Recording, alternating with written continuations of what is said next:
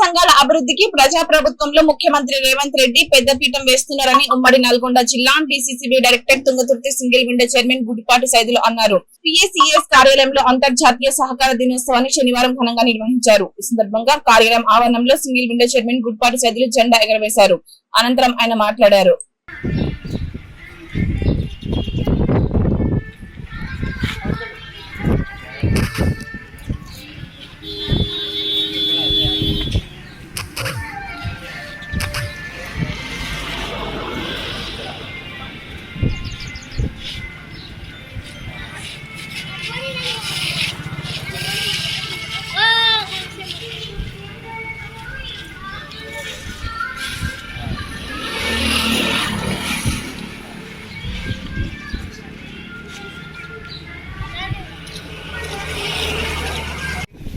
అంతర్జాతీయ సహకార దినోత్సవం సందర్భంగా తుంగతుర్తి రైతు సేవా సహకార సంఘంలో మన సహకార జెండాను ఆవిష్కరించడం జరిగింది.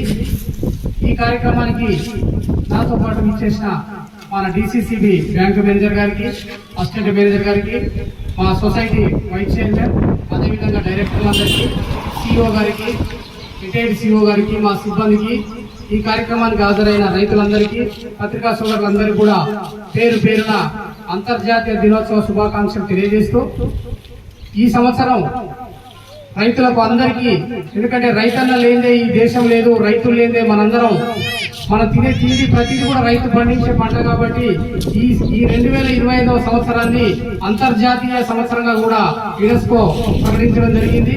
కాబట్టి అంతర్జాతీయ దినోత్సవం సందర్భంగా, అంతర్జాతీయ సహకార దినోత్సవం సందర్భంగా మరి రైతులకు కావాల్సిన ఎరువులు కానీ, వారికి కావాల్సిన రుణాలు కానీ అన్ని కూడా మన రాష్ట్ర పెస్కా బ్యాంక్ ఆధ్వర్యంలో, మన జిల్లాలలో ఉన్న డీసీసీబీ బ్యాంకుల ఆధ్వర్యంలో మరి రైతులకు కావాల్సిన రుణాలు అన్ని మేము సకాలంలో అందిస్తున్నాం.